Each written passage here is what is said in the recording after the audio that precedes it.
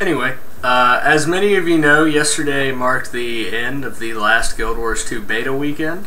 Thankfully, thanks to the guys over at ArenaNet, we at Noobschooler got a chance to go in and look at the last beta weekend, and I have to say, I was really blown away. I had played the first Guild Wars, of course. I played it for quite a while before, WoW happened, and that took up 6 years of my life. But the changes are almost astonishing.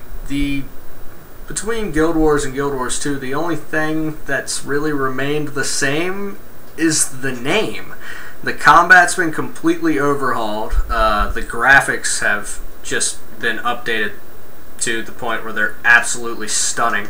I'll actually put some pictures below in the link for people who see this video from Noobschooler. It will actually already be on the page, but those of you seeing it on YouTube will of course be able to go into the description, click on it, just some screenshots of my time playing.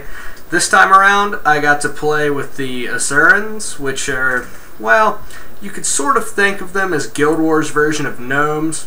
They're a bunch of little short dudes, big heads, big intellect. We've seen the stereotype before. It's probably going to keep happening.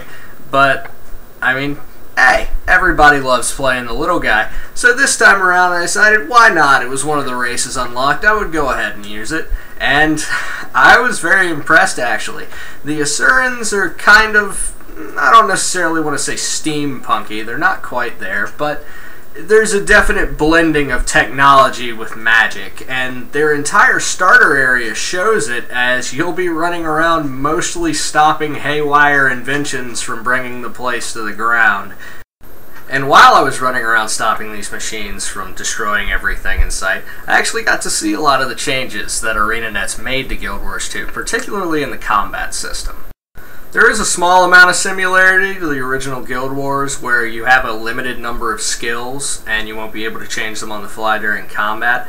To be honest, that's kind of where the resemblance ends, as the combat has seen a pretty severe overhaul. One thing that's especially interesting about how they've decided to do combat this time around is that your weapon actually determines which skills you have.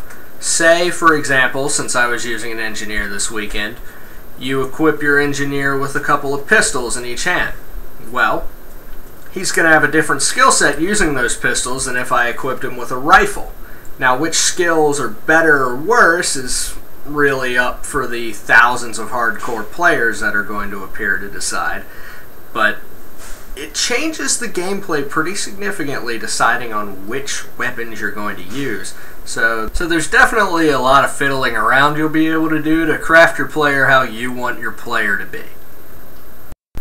Another cool addition to the combat is they've added a dodge function to the game. It's easy to use, just double tap a key to dodge in a certain direction. And it uses an endurance bar, so of course you can't just be rolling around the entire time you're in combat. And it kind of adds an extra layer of difficulty. I didn't get to play PvP too extensively because during my time, a lot of the times the PvP world versus world areas were full, so I couldn't get access to them.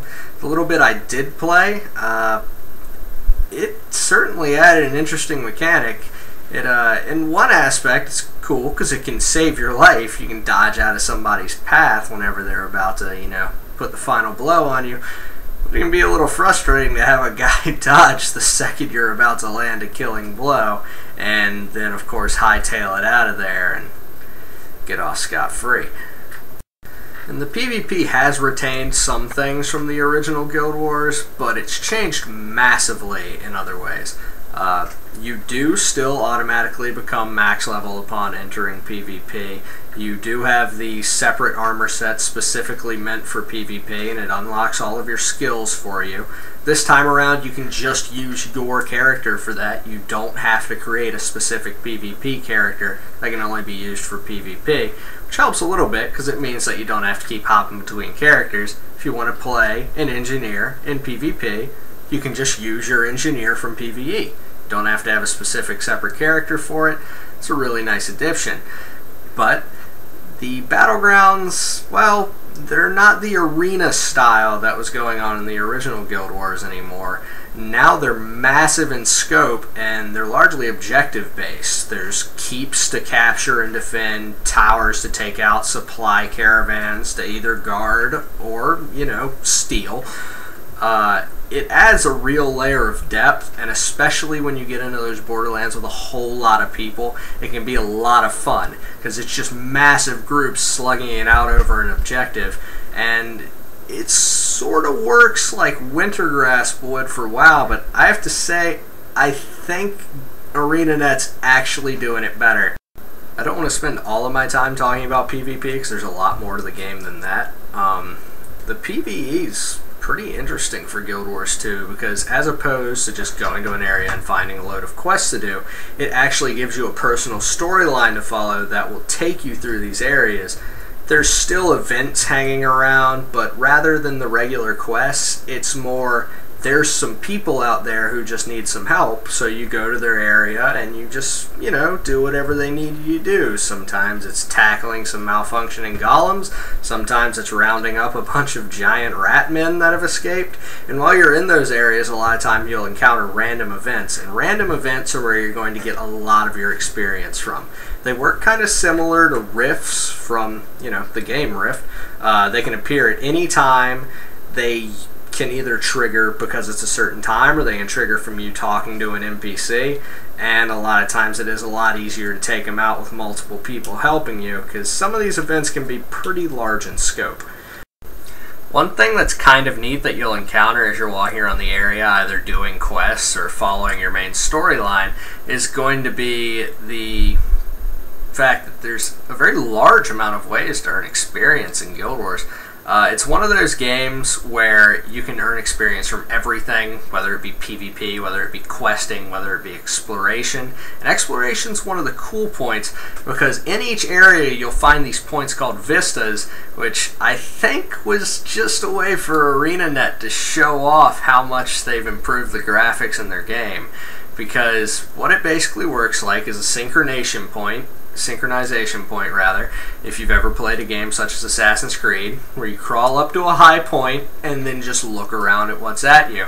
And not only do they give you a hefty chunk of experience, they get you a little bit closer to earning achievements for uncovering them, they give you percentage completed for the area, and they let you look at what's definitely going to be one of the prettiest MMOs on the market, because I gotta say, Guild Wars 2 definitely steps up to the plate when it comes to the graphics department, and it's just a really pretty game to look at. And there's a lot of variety in the environments too. It's not all just, oh, we go from one forest to another, but this forest has purple trees in it. There's massive differences just taking into account starting area. The Azurans start in sort of a techno-magical forest, to the Char's war-torn, kind of war factory-looking location, to the Norn's very obviously Viking-influenced northern waste areas. The game has a lot of variety to it, and all of them are equally beautiful.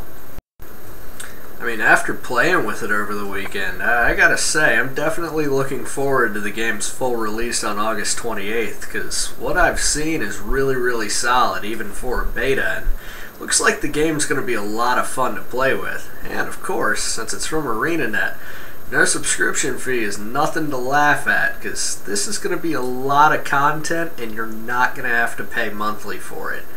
And, well, I think we're going to be seeing some good things coming from ArenaNet. But this is Stir Crazy, out.